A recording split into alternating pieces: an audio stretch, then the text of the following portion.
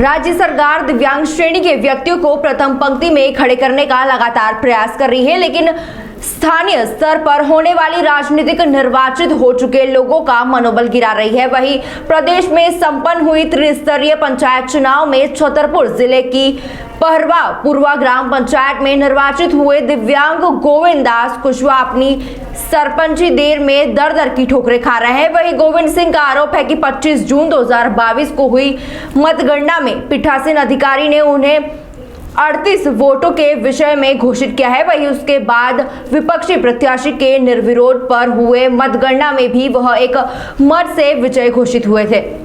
Returning अधिकारी ने उन्हें विजय निर्वाचन प्रमाण पत्र भी दिया है, लेकिन बाद में लगाई गई एक याचिका के बाद उन्हें मतगणना में फेरबदल कर उन्हें हरा दिया गया है। वहीं गोविंद सिंह ने बताया कि पंचायत का चार्ज लेने के बाद उन्होंने गांव में विकास कार्य कराए हैं, जिसको लेकर कलेक्टर और सीएम शिवराज सिंह चौहान कार्यों की प्रशंसा कर चुके हैं। स्थानीय राजनीतिक का शिकार हुए गोविंद दास कुशवाहा के समर्थक में आए प्रांतीय कुशवाहा समाज भी मैदान में आए हैं। वहीं समाज के लोगों ने सरकार से न्याय की गुहार लगाई है। साथ ही समाज विधि विशेषज्ञ के सवाल लेकर अब पूरे मामले में कोर्ट की शरण लेने जा रहे हैं।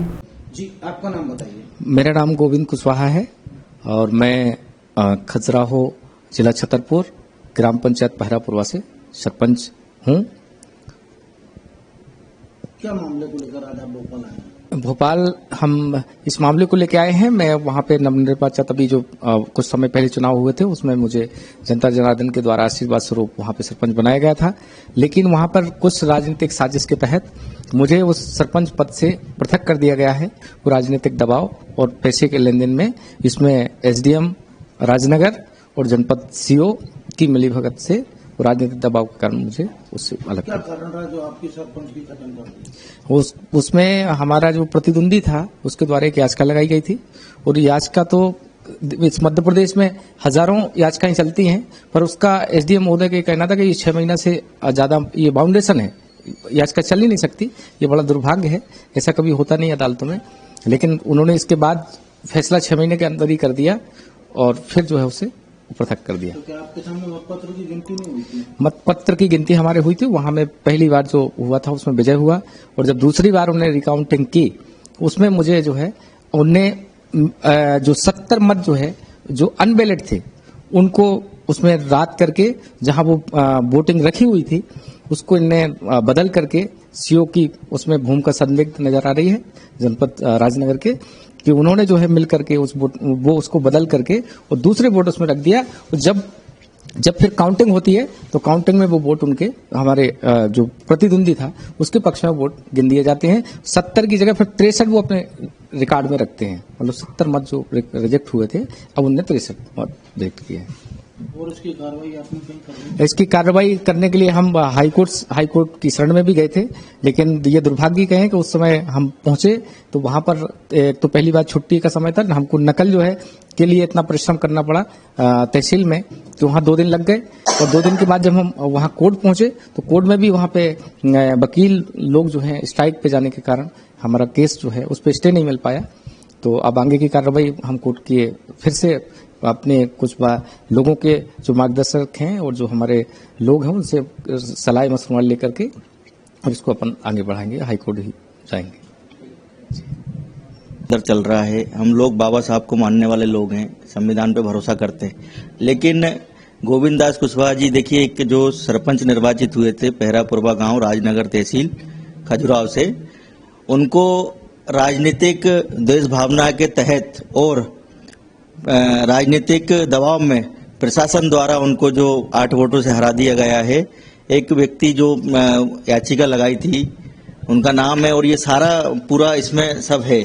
इनका जो प्रमाण पत्र है गोविंद दास कुशवाहा जी को जब चुनाव ये जीते थे 14 जुलाई को, इनको 1 वोट से चुनाव ये जीते थे, इनको जो प्रमाण पत्र भी मिला है। इसके बाद ये याचिका लगा के याचिकाकर्ता ने कोर्ट में एसडीएम कोर्ट में याचिका लगाई है और वहां पे उनने जो है अलग अलग तरीके की बातें कही हैं याचिकाकर्ता ने। कभी वो कह रहे हैं कि 71 पोलिंग बूथ की गणना की जाए, कभी वो कह रहे हैं 78 की गणना की जाए, कभी वो कह रहे हैं 81 की गणना की जाए, फिर बाद में वो कहते हैं कि 81 पोलिंग बूथ की गणना की जाए। और एसडीएम महोदय जो आदेश करते हैं वो 78 पोलिंग बूथ की गणना का आदेश करते हैं, जबकि सामने वाला जो है 81 पोलिंग बूथ की जनगणना की मांग करता है और एसडीएम राजनीतिक दबाव के चलते हुए 78 पोलिंग बूथ की गणना की जानकारी देते हैं कि आपको पुनर्मतगणना आपकी की जाएगी।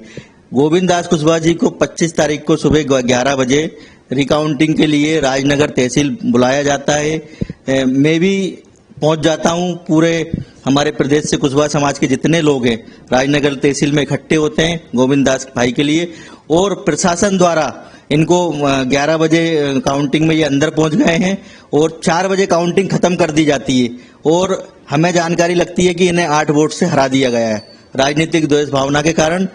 जब 4 बजे काउंटिंग पूरी हो जाती है, गोविंद भाई को 9:40 पे बाहर किया जाता है काउंटिंग से, और राजनीतिक प्रेशर इतना ज्यादा था वहां पे कि हम लोगों ने बहुत प्रयास किया, लेकिन प्रशासन और शासन के आगे हम लोगों की नहीं चल पाई। और मैं आग्रह करना चाहूंगा कि एक कुशवाहा समाज के व्यक्ति सरपंच जो चल नहीं सकता है दोनों पैरों से, जो अपंग है, ऐसे व्यक्ति को आप लोगों ने राजनीतिक द्वेष के कारण जो चुनाव हराया है।